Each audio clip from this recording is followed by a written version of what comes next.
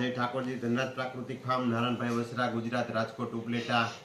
तो आज आपणे जे एक आपड़ा सब्सक्राइबर है व्यूअर है जे हाल अत्यारे अहींया गुजरातमां छे पण घणा बधो समय विदेश गયેલા એટલે કે आफ्रिकामां लगभग त्यां ज रहेला त्यारथी ज आपણા વિડિયા ને બધું ટૂંકમાં जाजो टाइम जे फॉलो करता हमणां થોડોક સમયથી આવ્યા છે तो ત્યાંથી મગફળી લઈ આવ્યા છે।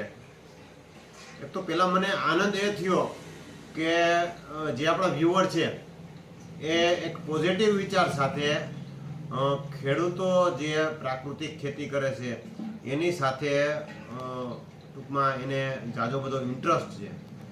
બીજા નંબરમાં મગફળી લઈ આવ્યાનો ખુશી મને એ થયો કે મગફળી ત્યાંના ખેડૂતો સાથે એને વાત કરી કે તમે મગફળી વાવો છો એ કઈ રીતે વાવો છો અને કેમ પકવો છો એ વાત કરી અને મગફળી લઈ આવ્યા। તો એને ઔપચારિક ત્યાં વાત કરી તો એને એમ કીધું કે અમે મગફળી વાવીએ છીએ, આ દાણા વાવી દઈ અને પછી સીધું આપણે કાઢી લઈએ। જે આપણે જૂની પદ્ધતિમાં જે આપણે પહેલાં આપણા વડીલો કરતા કે દેશી માંડવી વાવી દેતા હાથી આંકતા બળદનું અને પછી આ જ્યારે ડાયરેક્ટ સીધું છેલ્લે કરવાનું હોય ત્યારે લઈ લેતા આ પ્રમાણે।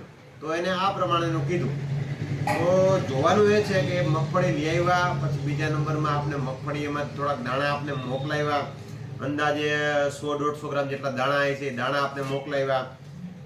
અને જોવાનું એ છે કે એ આપણે કોઈ પણ પ્રકારનું આપણે આમ જે ગ્રુપ હોય એમાં સંપર્કમાં ખરા પણ આમ ટચમાં નહીં।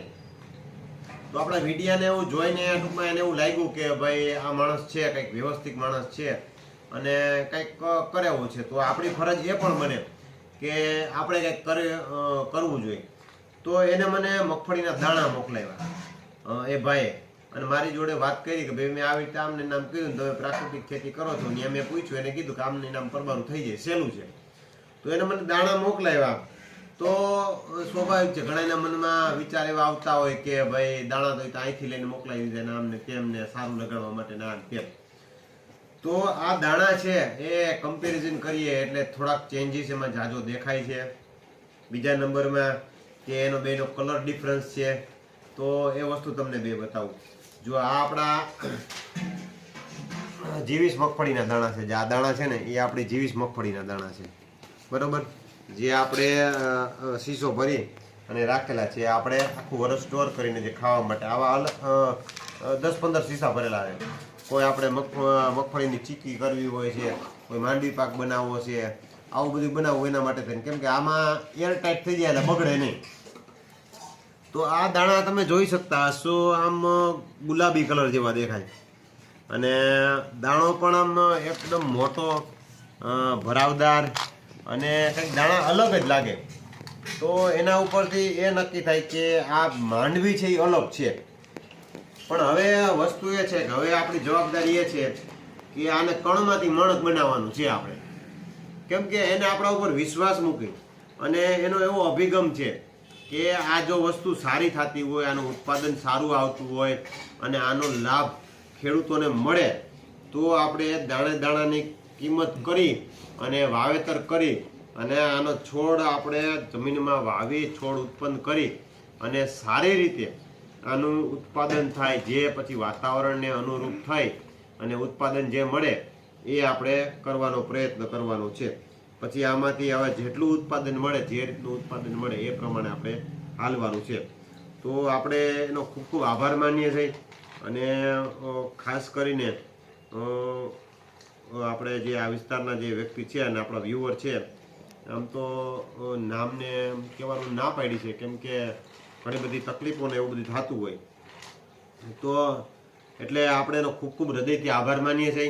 અને આ મગફળી આપણે ચોક્કસ વાવી અને આપણે આનું એક્સ્ટ્રા જતન કરી અને 100% આપણે આને કંઈક સારું બનાવવાનો પ્રયત્ન કરી અને સારું જેવું ઉત્પાદન મળે એ આપણે એના માધ્યમથી આપણે એમાંથી આપણા હારું પણ રાખશું, સારું આપણે આવું ઉત્પાદન મેળવી અને પાછું એને મોકલાવી અને એ બીજા ખેડૂતોને મોકલે એવા આપણે પ્રયત્ન કરશું અને જેથી કરી અને બીનો વ્યાપ થાય અને આ માધ્યમથી આપણે બી કેવું ક્વોલિટીનું છે, કેવું ઉત્પાદન આપે છે, એમાં તેલની ટકાવારી કેવી છે, એ બધું હવે પછી આપણે આગળ વધવાનું છે.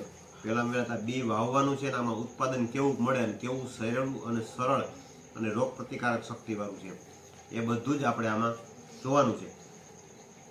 તો આપણે આ સંદર્ભે ખાલી એટલું જ કહેવાનું છે કે પોઝિટિવ માણસો પણ ઘણા બધા છે, ભલે ખેતી સાથે જોડાયેલા ન હોય, પણ એ લોકોના એવા સારા એવા વિચાર હોય જે પ્રાકૃતિક ખેતી કરતા હોય એને જેટલું સહેલું સરળ પડે એવો આપણે પ્રયત્ન કરીએ, જેથી કરીને એ ઉત્પાદન કરે તો બજારમાં રિટર્ન ચક્કર મારી અને એ પોતે પોતાના આરોગ્ય માટે, સ્વાસ્થ્ય માટે લેવાના જ છે. એટલે સારી વસ્તુ એને પણ મળે. આવા અભિગમ સાથે આવા લોકો પણ જોડાયેલા હોય તો ખૂબ ખૂબ આભાર આપણે એનો પ્રકટ કરીએ છીએ.